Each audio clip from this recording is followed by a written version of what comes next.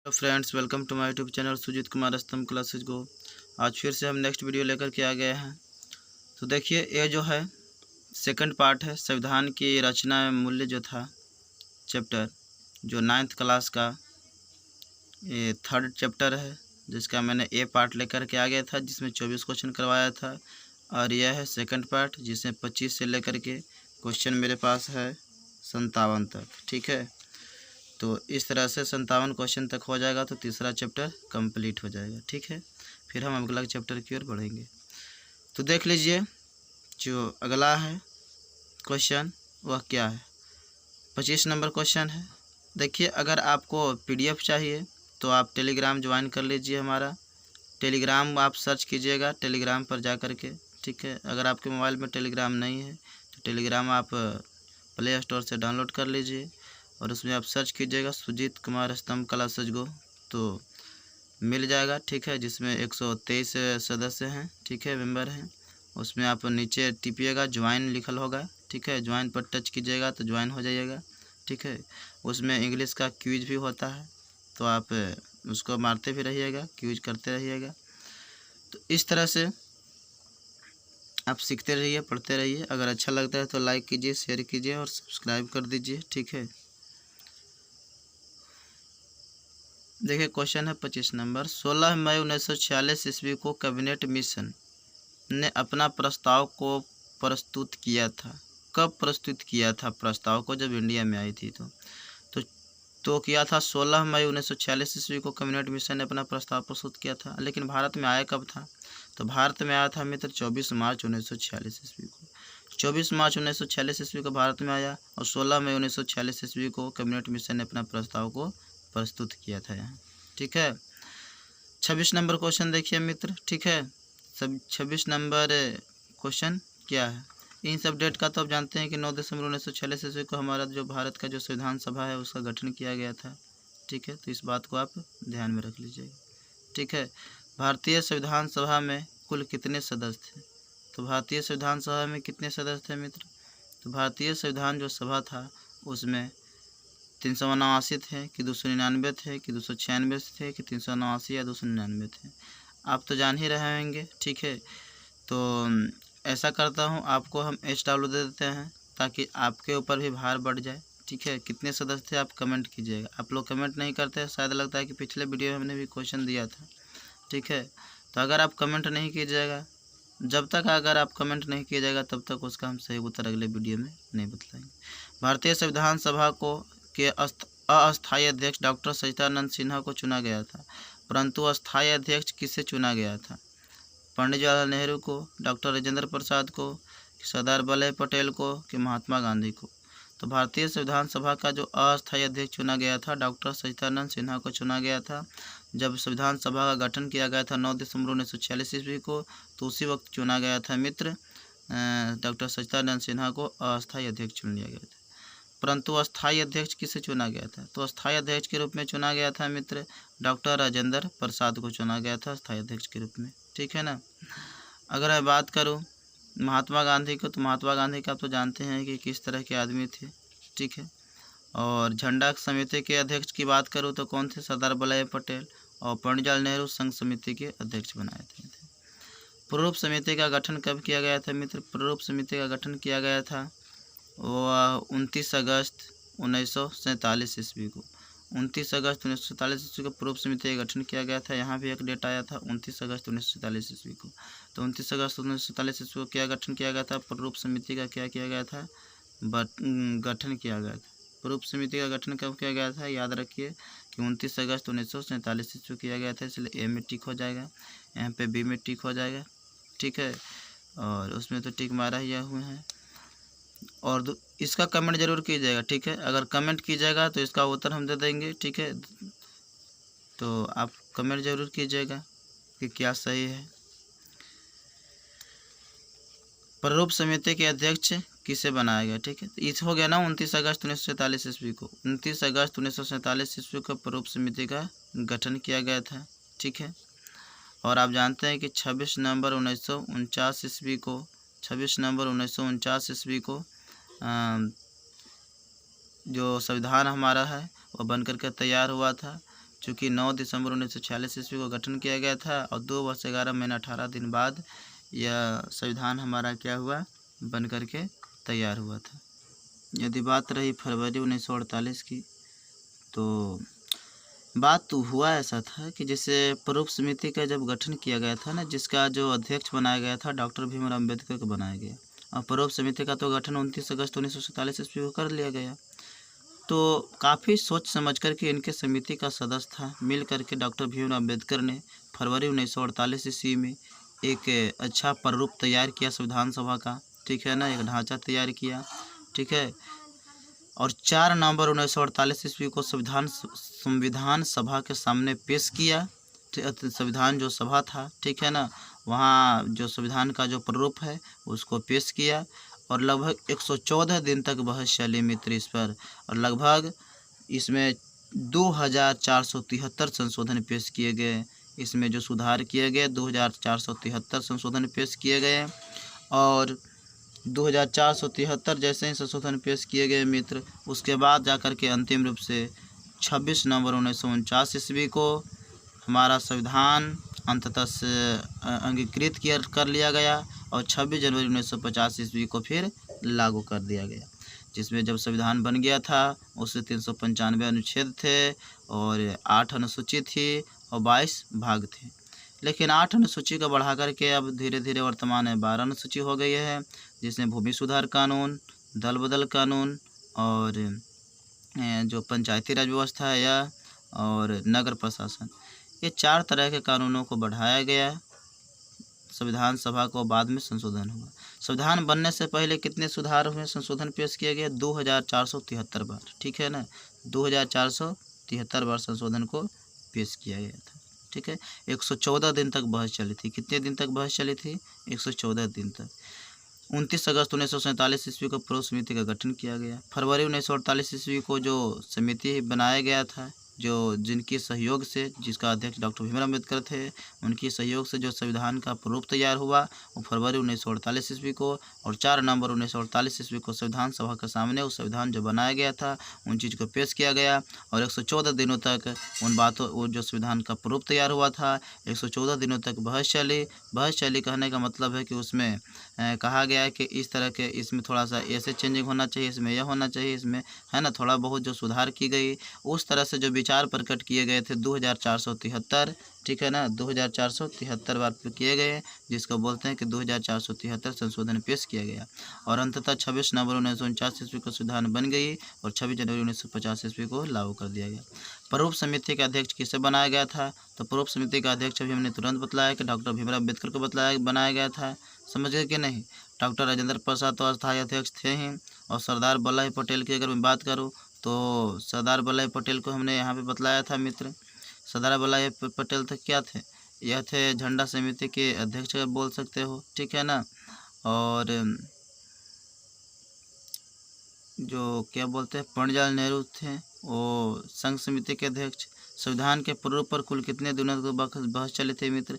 2 वर्ष 11 महीना 18 दिन तक संविधान सभा के प्रारूप पर कुल कितने दिनों तक बहस चली थी? तो 2 वर्ष 11 महीना नहीं, बहस चली थी 114 दिन तक, ठीक है।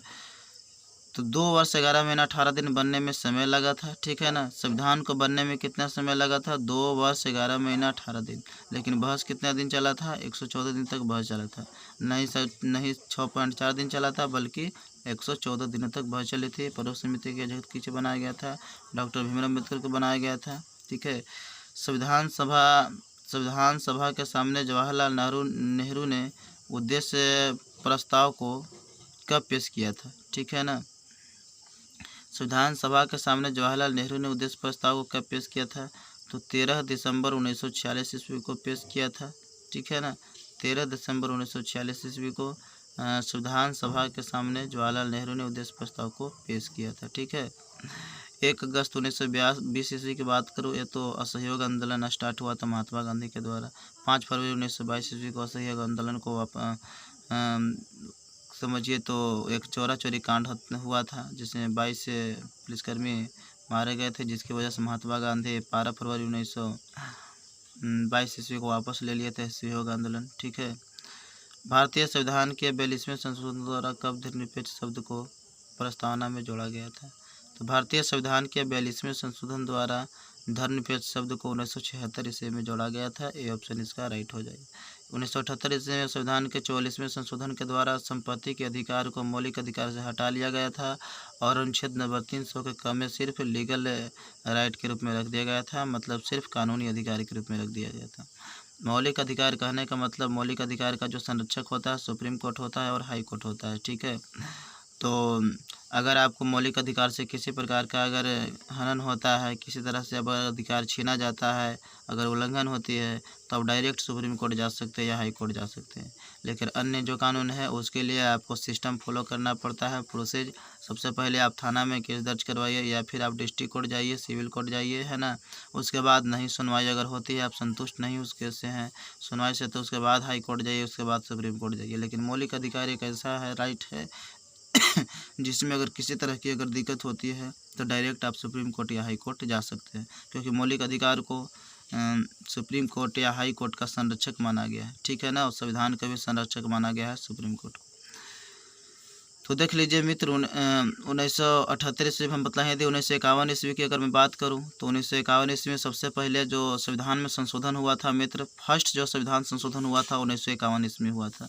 जब हमारा संविधान बन गई थी 26 जनवरी 1950 ईस्वी को जब लागू कर दिया गया था, उसके बाद सबसे पहले जो संविधान में संशोधन हुआ था 1951 ईस्वी में हुआ था, और वह भूमि सुधार कानून के नाम से जाना जाता है, जो कि अनुसूची नंबर 9 बढ़ाया गया, ठीक है। 8 अनुसूची जो था, एक अनुसूची और बढ़ाया गया, 9वां अनुसूची बनाया गया, ठीक है। संविधान में फर्स्ट संशोधन हुआ 1951 ईस्वी में, जिसे भूमि सुधार कानून के रूप से जाना जाता है, ठीक है।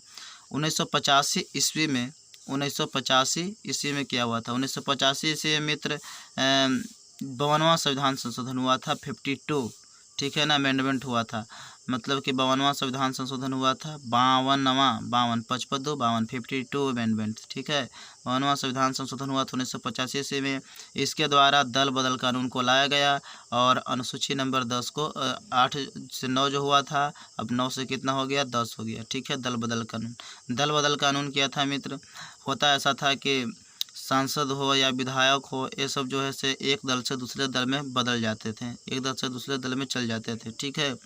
जीतने के पश्चात ऐसा लगा कि अगर हमारा पार्टी जो है से हार गया है, हमारा जो बनने वाला जो प्रधानमंत्री या मुख्यमंत्री थे वो हार गया है, तो इसमें से चल जाता है, दूसरे पार्टी में चला जाता था। लेकिन दल बदल कानून इसलिए बनाया गया सांसदों तथा विधायकों पर, इसे मतलब एक प्रतिबंध लगाने के लिए कि अगर आप जीत जाते हैं और जीतने के पश्चात अगर आप एक दल से दूसरे दल में अगर बदली करते हैं तो आपकी सदस्यता रद्द कर दी जाएगी, ठीक है। आप वहाँ का नहीं तो आप सांसद रह पाएंगे या फिर नहीं तो आप विधायक वहाँ का रह पाएंगे, ठीक है। और इस कानून के तहत और बतलाया गया था कि अगर 50% अगर किसी भी पार्टी का अगर 50% व्यक्ति अगर किसी दल में चल जाता है तब सदस्यता रद्द नहीं किया जाएगा, ठीक है। अगर उससे कम अगर जाते हैं तो सदस्यता आपकी रद्द कर दी जाएगी।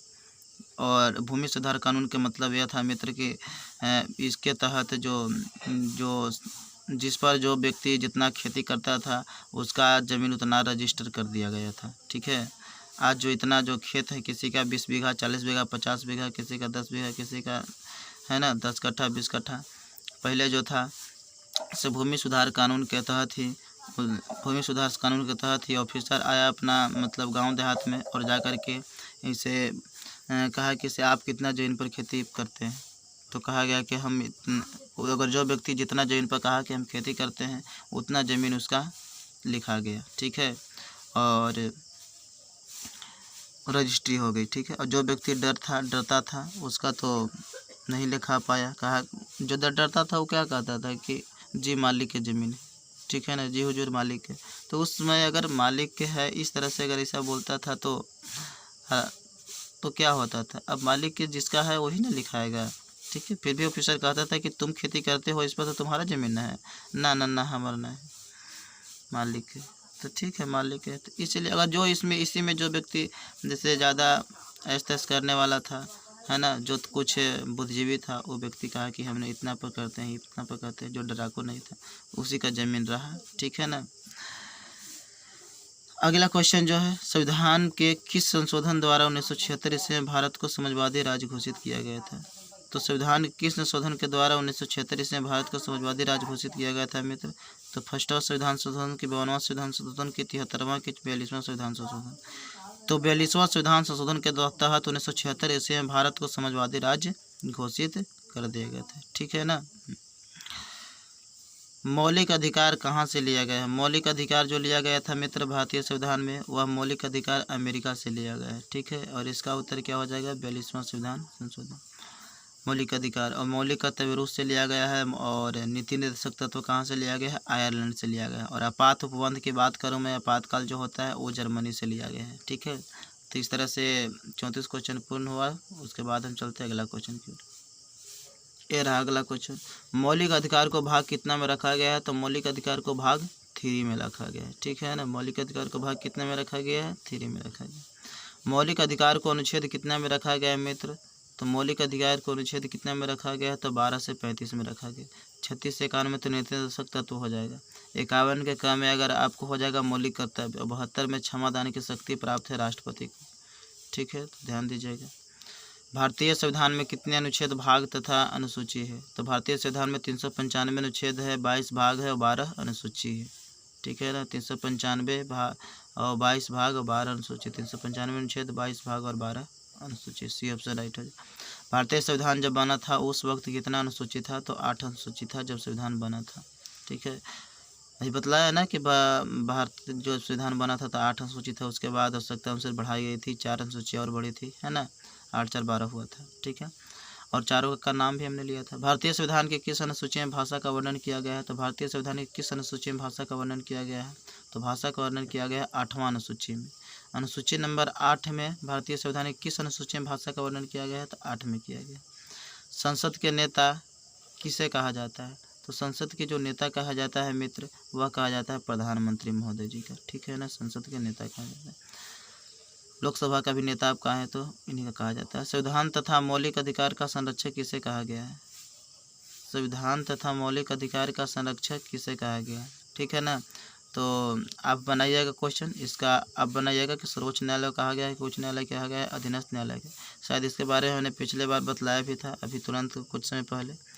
तो आप इसका कमेंट कीजिएगा। 41वां नंबर क्वेश्चन, और एक और कौन था? किस उम्र तक वयस्क मताधिकार प्राप्त हो जाता है? किस उम्र तक नागरिकों को वोट देने के लिए मतलब कि अधिकार प्राप्त हो जाता है?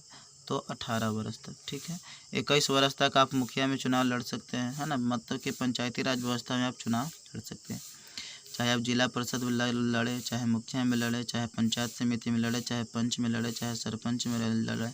ठीक है ना, चाहे वार्ड सदस्य में लड़े। इस तरह से आप लड़ सकते हैं 21 वर्ष की उम्र में। और 25 वर्ष की उम्र में आप लोकसभा का चुनाव लड़ सकते हैं और विधानसभा का चुनाव लड़ सकते हैं। और 30 वर्ष की उम्र में राज्यसभा का चुनाव लड़ सकते हैं। ठीक है, और विधान परिषद का सदस्य चुनाव लड़ सकते हैं। और राष्ट्रपति का चुनाव 35 वर्ष में लड़ सकते हैं, या फिर राज्यपाल का चुनाव 35 वर्ष में लड़ सकते हैं। ठीक है, इन सब का कार्यकाल जो है, जैसे कि अगर मैं बात करूँ लोकसभा का, विधानसभा का या फिर पंचायती राज का, 5 वर्ष की होती है। ठीक है ना, कितने वर्ष का होता है? 5 वर्ष का। और विधान परिषद और राज्यसभा की बात करूँ तो इनका जो सदस्य होता है, ये जो विधान परिषद या राज्यसभा, ये व्यक्तिगत होने वाला सदन नहीं है। इनके सदस्यों का कार्यकाल 6 वर्षों का होता है, क्योंकि प्रत्येक जो बात है, प्रत्येक जैसे हम बात करें कि जो 2 तिहाई सदस्य जो है, ठीक है ना, 1 3 3 3 33 या कितना हो गया, मतलब 99। हाँ, प्रत्येक 2 वर्ष पर 1 तिहाई जो सदस्य होता है वह मतलब कि उस सदस्य से बाहर जाते हैं और 1 तिहाई सदस्य अंदर आते हैं। ठीक है ना, तो इस तरह से होता है। तो इस तरह से 1 तिहाई बाहर जाएंगे, 1 तिहाई अंदर आएंगे, तो क्या संभव है कभी? तो ये संभव है ही नहीं कि इससे पूरा व्यतीत होगा। इसलिए प्रत्येक वर्ष इनका कार्यकाल कितने वर्ष होता है? 6 वर्ष। 1 तिहाई 1 तिहाई 1 तिहाई। ठीक है ना, ये पूरा हो भी गया और 2 2 2 2 4 2 6 मतलब 6 वर्ष पूर्ण भी हो जाता है। मौलिक कर्तव्य कहाँ से लिया गया है मित्र? तो मौलिक कर्तव्य लिया गया है रूस से, और मौलिक अधिकार लिया गया है अमेरिका से, और चीन से क्या लिया गया है ध्यान नहीं है मुझे। ठीक है ना, तो आगे रखिए। मौलिक कर्तव्यों को भाग कितना में रखा गया है मित्र? तो मौलिक कर्तव्यों को भाग कितना में रखा गया है? तो मौलिक कर्तव्यों को रखा गया है भाग 4 के क में रखा गया है मौलिक कर्तव्य को, और 4 में रखा गया है नीति निर्देशक तत्व को, और 3 में रखा गया है मौलिक अधिकार। ठीक है ना, और संविधान संशोधन किस में है? 18 में भाग। जो आप संविधान में सुधार कर सकते हैं। मौलिक कर्तव्यों को अनुच्छेद कितना में रखा गया है? तो मौलिक कर्तव्यों को अनुच्छेद रखा गया है 51 के क में, ठीक है ना। 1 से 5 में निर्वाचन है, ठीक है। नागरिकता का अधिकार दिया गया है, 1 से 5 में नागरिकता का अधिकार, और 12 से 35 में दिया गया है मौलिक अधिकार का, और 36 से 51 में नीति दशक तत्व का, 51 के क में मौलिक कर्तव्य का। मौलिक कर्तव्यों को भारतीय संविधान में किस संशोधन द्वारा शामिल किया गया था? तो मौलिक कर्तव्यों को भारतीय संविधान में किस संशोधन द्वारा शामिल किया गया था? तो मौलिक कर्तव्य की अगर मैं बात करूँ तो संविधान के 42वां संशोधन के द्वारा शामिल किया गया था। 42वां संविधान को मिनी कॉन्स्टिट्यूशन के नाम से जाना जाता है, क्योंकि 42वां संशोधन में बहुत सारे सुधार हुए, ठीक है ना। आप जान रहे हैं कि समाजवादी राज्य भी घोषित किया गया 42वें संशोधन के द्वारा 1976। धर्मनिरपेक्ष शब्द भी जोड़ा गया था हमारे प्रस्तावना में, ठीक है ना, इसी के 42वें संविधान संशोधन के द्वारा, ठीक है ना। नीति निर्देशक तत्व को, ठीक है, 44वें संविधान संशोधन जो 1978 ईस्वी में हुआ था, इसके तहत संपत्ति के अधिकार को मौलिक अधिकार से हटा दिया गया था और एक कानूनी अधिकार के रूप में अनुच्छेद नंबर 300 के क में रख दिया गया था, समझिए कि नहीं।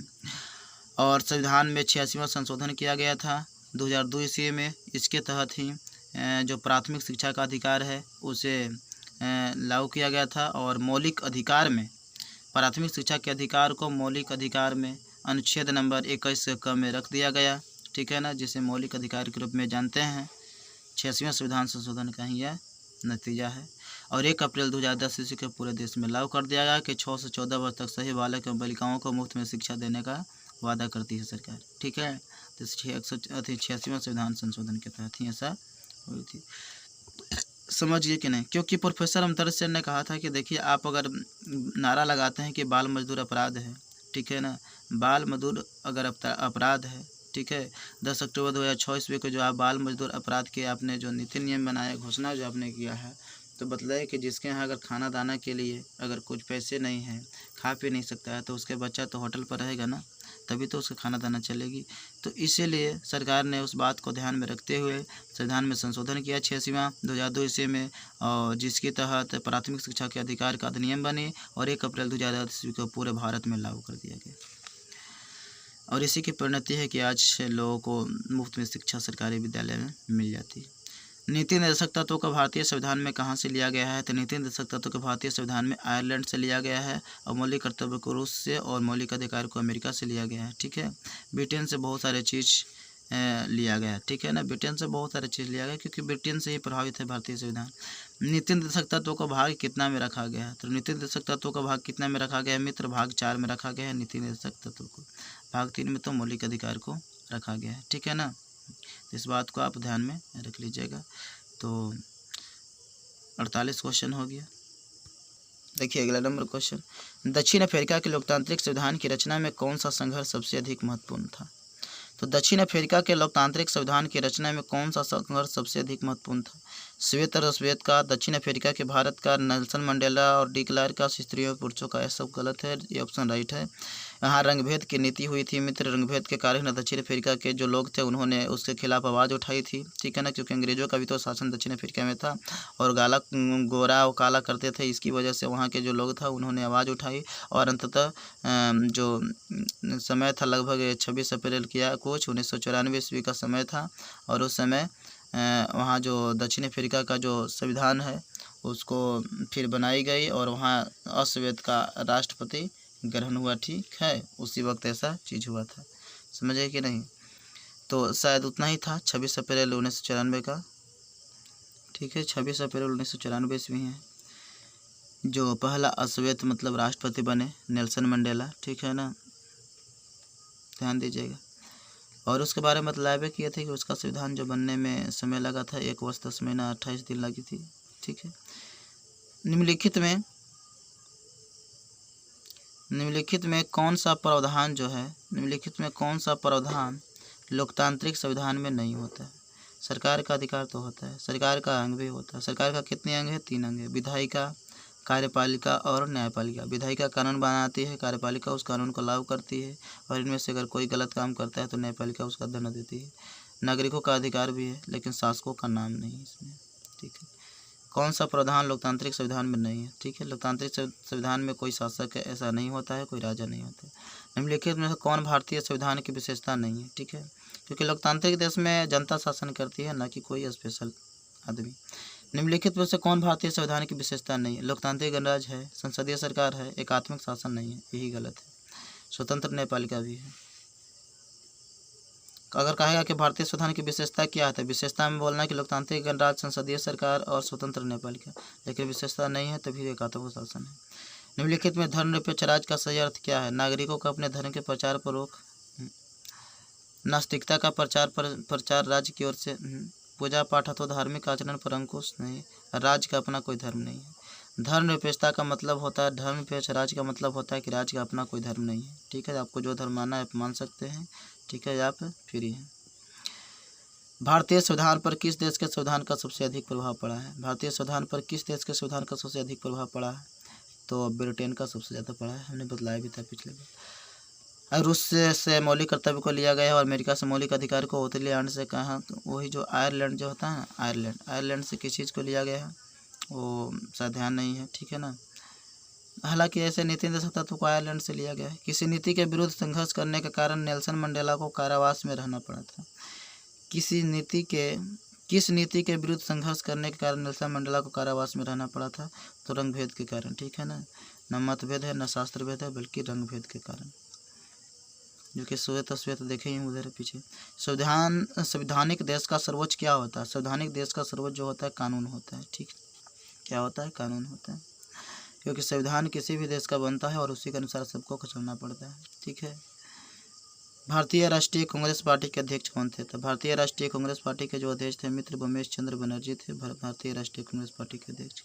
सरोजिनी नायडू के भारतीय राष्ट्रीय कांग्रेस पार्टी का प्रथम भारतीय महिला थी, अध्यक्ष थी सरोजिनी नायडू, और प्रथम महिला अध्यक्ष एनी बेसेंट, और प्रथम महिला भारतीय सरोजिनी नायडू, प्रथम महिला एनी बेसेंट। ठीक है, ये विदेशी थी, ये भारतीय थी।